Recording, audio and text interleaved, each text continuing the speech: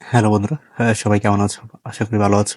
আজকে কথা বলব হচ্ছে আর্জেন্টিনার পরবর্তী প্ল্যানিং স্ট্র্যাটেজি নিয়ে ২০২৬ সালের বিশ্বকাপে তারা কেমন আশা করছেন এবং প্রত্যাশাটা সেই রকম প্রত্যাশা নিয়ে এবং হচ্ছে তাদের স্ট্র্যাটেজিক প্ল্যানিংটা আমরা কথা বলব হচ্ছে স্ক্যালোনির যে পরবর্তী মিশন এবং ভিশন নিয়ে সেই জিনিসটা যদি আমরা দেখে থাকি তাহলে হচ্ছে চিলি ভার্সেস আর্জেন্টিনার যেই ম্যাচটা সেই ম্যাচটাতে কিন্তু আমরা দেখেছি হচ্ছে লিওনেল মেসিকে কিন্তু শুরুর বা প্রথমার্ধ থেকে নামানো হয়নি।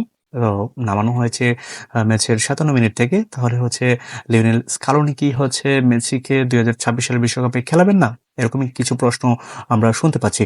তাহলে আমরা আজকে আলোচনা করব হচ্ছে লিওনেল মেসি ২০২৬ সালে আসলে আ লিওনেল মেসিকে নিয়ে ২০২৬ সালে আসলে কিরকম প্ল্যান করতেছেন লিওনেল স্কালোনি? সেই জিনিসটা যদি দেখি তাহলে হচ্ছে আমরা দেখব আ চিলি ভার্সেস আর্জেন্টিনার ম্যাচে নতুন যেই তরুণ প্লেয়ার আছেন তারা যারা এতদিন ধরে হচ্ছে বসে থাকতেন বা হচ্ছে ওয়েটিং এ থাকতেন তাদেরকে কিন্তু খেলানো হয়েছে এবং সেই জিনিসটা যদি আমরা দেখি তাহলে হচ্ছে দেখবো হচ্ছে থিয়াগো আলমাদা তিনি কিন্তু শুরুর সময় থেকে খেলেছেন এবং নিকোপাস মিডফিল্ডার সামলিয়েছেন মিডফিল্ড সামলিয়েছেন এবং আরো তাদের সাথে ছিল সেমিওনে তারপর হচ্ছে প্যালাসিউস যে হচ্ছে লিভারকুসেনে অনেকদিন ধরে খেলে আসছেন এবং হচ্ছে দুর্দান্ত ফর্মে আছেন তারপরও কিন্তু তিনি সুযোগ পাচ্ছেন না আর্জেন্টিনার দলে।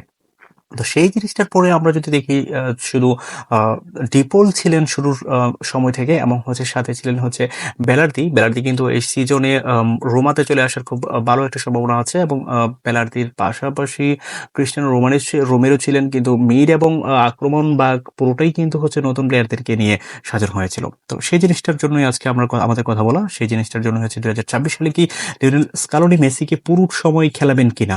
আসলে সেটা মনে হচ্ছে না এবং লিওনেল স্কালোনি যে প্ল্যানিংটা নিয়ে তিনি সামনের দিকে এগিয়ে যাচ্ছেন সেই প্ল্যানিংটা কিন্তু হচ্ছে কিছুটা উনি সাকসেস যদিও হচ্ছে আমরা দ্বিতীয়ার্ধে আর্জেন্টিনাকে একটু ছন্নছাড়া ফুটবল খেলতে দেখেছিলাম কিন্তু সেই ছন্নছাড়া ফুটবলের পরেও কিন্তু আর্জেন্টিনা তাদের টেবিল পয়েন্টের শীর্ষস্থানে দখল করে আছেন এবং সেই জায়গাটা থেকে যদি আমরা কথা বলি সেটা হচ্ছে আর্জেন্টিনার ২০২৬ সালের বিশ্বকাপ নিয়ে আমাদের মনে হচ্ছে যে তরুণ যত প্লেয়ার আছে তাদেরকে দিয়ে হচ্ছে খেলাবেন এবং মেসিকে যথাসম্ভব দ্বিতীয়ার্ধে কিংবা প্রথমার্ধে যেকোনো এক সময় হচ্ছে খেলানো হবে সেই জিনিসটা নিয়ে হচ্ছে লিওনেল স্কালোনি আ স সম্ভবত চিন্তা ভাবনা করছেন এবং আর্জেন্টিনার যে মধ্যভাগে এবং হচ্ছে আক্রমণাত্মক ভাগে যেই দুর্দান্ত প্লেয়ার আছেন তারা কিন্তু এতদিনে হচ্ছে তাদেরকে একটা ম্যাচে করে হচ্ছে কিছুটা সময় দিবেন এবং হচ্ছে সুযোগ দিবেন এবং দেখবেন, পরীক্ষা করে দেখবেন হচ্ছে তারা কিরকম মাঠের মধ্যে পারফরম্যান্স করে সেই জিনিসটা দেখার জন্য কিন্তু লিওনেল স্কালোনি আমার মনে হয় যে এই জিনিসটা চিলি ভার্সেস আর্জেন্টিনার ম্যাচে নতুন একটা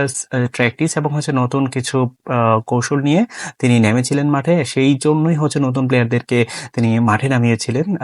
আশা করি আপনাদের এই ভিডিওটি ভালো লেগেছে এবং পরবর্তী ভিডিওর জন্য আপনারা আমার চ্যানেলটা সাবস্ক্রাইব করে দিবেন, লাইক এবং ফলো দিয়ে পাশে থাকবেন। ধন্যবাদ সবাইকে।